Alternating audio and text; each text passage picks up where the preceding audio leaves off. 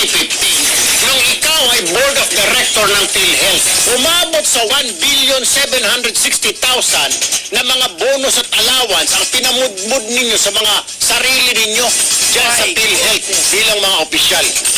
Ipaliwanag mo nga, ha? May approval ba ng palasyo yun? Nabigyan nyo ng mga bonus yung mga pagmumukha ninyo? Ha? Nung ikaw ay board of director yan, inaprubahan mo, isa ka sa mga nag-aproba. Pinapasoli na sa inyo ng COA. Hindi ninyo sinusoli yung sa'yo na 1.76 billion.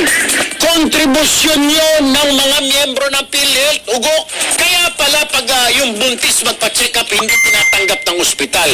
Kasi wala sa PhilHealth noon. Bago lang yan eh. Nung maupo na si Duterte, pwede na yung buntis gamitin yung kanyang PhilHealth para makapagpa-check up. Nung panahon ni Pinoy, bawal. Paano bawal? Paano? Kagaya niya kontribusyon.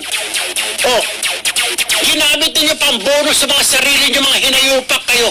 Bibigyan niyo ng lalaki na ng sweldo niyo, bibigyan niyo sarili niyo ng mga bonus allowance. Sige nga, Senador Ontiveros, sagutin mo nga, ma'am. Pinapasoli na sa inyo ng COA, subalit hindi pa ninyo sinusoli. Bakit, ma'am? Quits na lang ba? Dahil senador ka na.